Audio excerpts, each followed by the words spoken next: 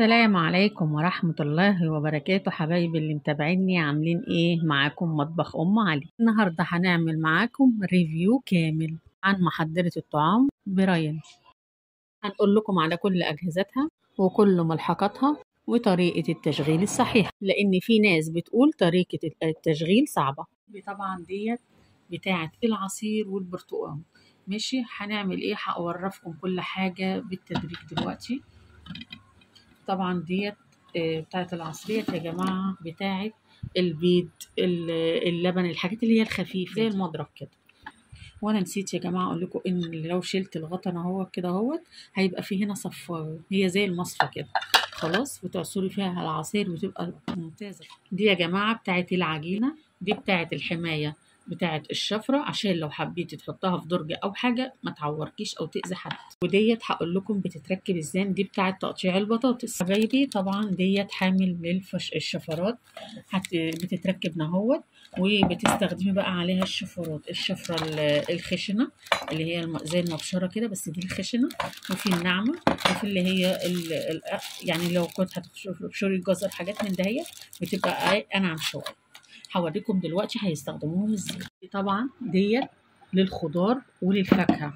بصوا هي لها هنا، بصوا ديت الغطا بتاعها الاول، وده ايه يعني ايه، اي حاجه حياشه كده، فاهميني؟ ده بتبقى حبكه كده ما شاء الله. هنا بقى طبعا في هنا اهو زي ما انتم شايفين في مجرى كده، شايفين عامله ازاي؟ لازم تاخدي بالك منها لا تكسريها، وتفتحي كده بتبقى ما شاء الله جميله جدا. والله العظيم ريحتني جدا من يوم ما جبتها ما شاء الله. بس انا قلت لازم اشرح لكم واوريها لكم. خلاص، هتركب برده كده اهوت، هوريكم برده تشغيلها وتركيبها عامل ازاي. حبايبي دي اجزاء الجهاز، يلا بقى نشوف الشرح. ده طبعا يا حبايبي الكتيب اللي فيه طريقه كل حاجه، بتشرح لك الكبه بالظبط زي ما انتم شايفين كده اهوت. حبايبي هنشرح دلوقتي يعني هشرح لكم هنستخدم الكبه ازاي.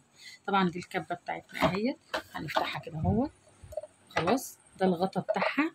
وفي هنا يا جماعه الغطا اللي هو بيحكم اي حاجه تشغليه، ما تطرطش، ما تعملش اي حاجه. وممكن تستخدمها كمعيار، زي ربع رتل كده في اي حاجه كده، هو معيار. وينفع الغطا برضه. خلاص، السكينه حاده جدا يعني حاميه، مش قادره اقول لكم يعني ايه، تخلوا بالكم منها قوي. خلاص، زي ما انتم شايفين كده اهو. خلصنا شرح الكبه ديت، هنخش في شرح الوعاء الصغير اللي هي يا جماعه. طبعا يا جماعه هنا ممكن تفتحيها، ديت بيبقى فيها جلده كده في الغطا، لازم تبقى موجوده عشان تبقى الكبه يعني حاكم الغطا عليها كويس. خلاص، حاجه تانية برضو هقول لكم عليها دلوقتي حبايبي. طبعا ديت ملحوظه مهمه قوي، دي هنحطها هنا كده اهوت، لكن لو هنشغل الوعاء الكبير دي ما تشتغلش. طبعا يا جماعه دي الشفره الصغيره حاده جدا برضو، يعني تخلي بالك منها. طبعا اذا تحطيها على الكفه برضو مفيش مشكله، هتحطيها كده اهوت. طبعا في معلومه عايزه اقولها لكم، دوت 2 رتل ودوت رتل الا ربع. هي برضو ان ما ينفعش تشغلي الوعاء الكبير مع الوعاء الصغير، لازم واحده بس. دلوقتي طريقه تركيب الوعاء الصغير، شايفين الغطا كده اهو. هتيجي انت جايه هنا كده زي ما انت شايفه ايدي كده، ولازم دي تيجي عند اليد كده كده اهو، تمام كده. طبعا احنا هنشيل دي كده اهو شويه عشان ما ينفعش دي تركب مع دي. بصوا لازم تتشال خالص على فكره. اللي لاحظ يا جماعه ان دي اتحركت من مكانها يقول لي في التعليقات، هعيد لكم اللقطه تاني. شايفين الغطا بيركب ازاي؟ بتبتدي من هنا كده، وتيجي هنا كده، وبتيجي رايحه على الكبه بتاعتك كده اهو، وتيجي عامله كده. سهل جدا ماشي، بس لازم تسمعوا بقى دي، سامعين دي كده كده كده الكبه ركبت. لو ما سمعتيش التكه دي كده كده تعرفي ان الكبه مش راكبه كويس. مفتاحين تحكم. خلاص، دوت بتاع السرعات من 1 ل15، وعندنا بتاع التشغيل على يدك اليمين كده اهوت. التشغيل يا جماعه ماشي، ما تجيبوهوش عكس الشمال كده عشان ما تبوظوش الزرار، بس كده. دي طبعا طريقه التشغيل بتاعها، الزرار قلنا على ايدك اليمين كده اهوت. يعني يا حبايبي ما تسيبيش الكبه تشتغل كتير، لازم تشغلي وتقفلي وما تسيبيهاش شغاله وقت طويل عشان ما تسخنش منك. ولو سخنت منك لا هتقف مش هتشتغل، لا هتسيبيها 10 دقايق او ربع ساعه تبرد وهتيجي تشغليها هتشتغل معاكي ان شاء الله. تريحيها، هتفتحي الغطا بتاع الكبه كده اهوت شويه، تريحيها وبعدين تركبيه تاني هتشتغل معاكي على طول. طبعا شايفين الوعاء التاني هنركبه بنفس الطريقه. بسم الله الرحمن الرحيم، بسم الله ما شاء الله كده اهوت. بالراحه تتاكدي ما تستعجليش، تعملي حاجتك تتاكدي ان هي ايه ركبت صح. هتيجي هنا كده، شايفين دي كده يا جماعه، شايفين لازم تركب تخش في الكبه كويس اهي. سامحتوا التكه دي بس كده وتشغليه. اتاكدت من قفل الغطا بتاع الكبه كويس. لازم يا جماعه انا بعتها لكم كذا مره، تتاكدي من الغطا قفل حلو. تشغلي كده وخلي بالك لو ما اشتغلتش معاكي تعرفي ان الغطا مش راكب كويس، ما تحاوليش انك تشغليها. دي معلومه مهمه قوي، تفك الكبه تاني وتركبيها صح. بس احنا دلوقتي كده اهو وهنجرب بتاعه ضرب البيض او اللبن او يعني فاهميني الحاجات اللي هي السهله ديت. دي اهي شايفينها كده وهنشغلها اهي. طبعا هشغلها معاكم حبايبي. طبعا زي ما انتم شايفين هنفك. طبعا انا بوريكم كل حاجه بالتدريج. دي بتاعه العجن اهي. بسم الله الرحمن الرحيم. طبعا مش عجن عجن بقى عجين عجين، لا طبعا حاجات خفيفه كده، ممكن كيك، حاجات يعني ايه ما نتقلش عليها برضه. طبعا يا حبايبي هنشغل بتاعه العجن اهيت على ايدك اليمين زي ما انتم شايفين. طبعا دي طريقه الحمايه بالتفصيل ديت. لو حبيتي تحطها في درج لما تيجي تغسلي الكبه وما تحطيش فيها السلاح بتاعها هتعملي ايه؟ دي تيجي غسلاها كده اهو. بسم الله بسم الله الرحمن الرحيم.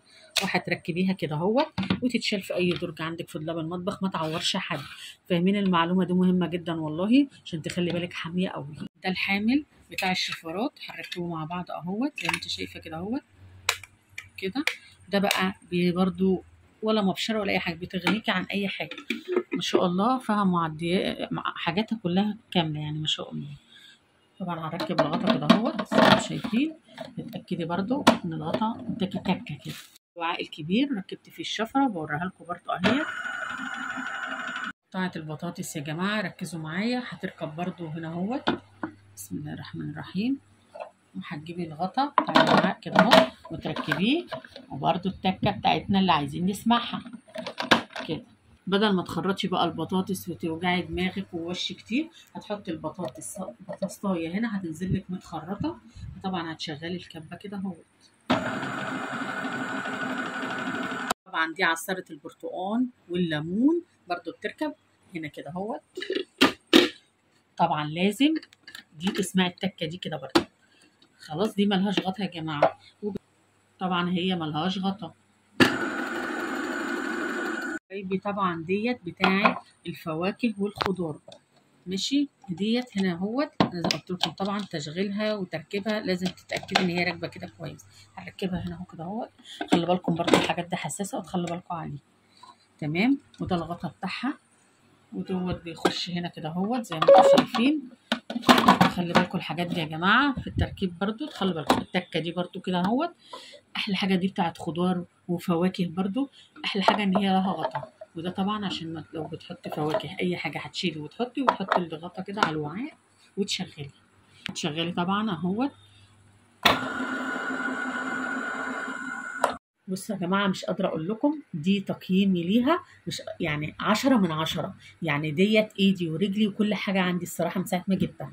فقولوا لي بقى رايكم وقولوا لي بقى في تعليقاتكم الجميله ايه رايكم في الكبه بتاعتنا دي. طبعا يا حبايبي اللزقه دي بتبقى جايه مع الكبه بس نسيت اقول لكم عليها لان انا سرحت ولزقتها قبل ما اصورها معاكم. طبعا العجين بيبقى ليه سرعه، البصل ليه سرعه، كل حاجه بتبقى مكتوبه عليها. خلاص برايم ممتازه جدا. طبعا يا حبايبي لو عايزين اي استفسارات تقولوا لي في التعليقات. لايك والاشتراك واقول لكم السلام عليكم ورحمه الله وبركاته.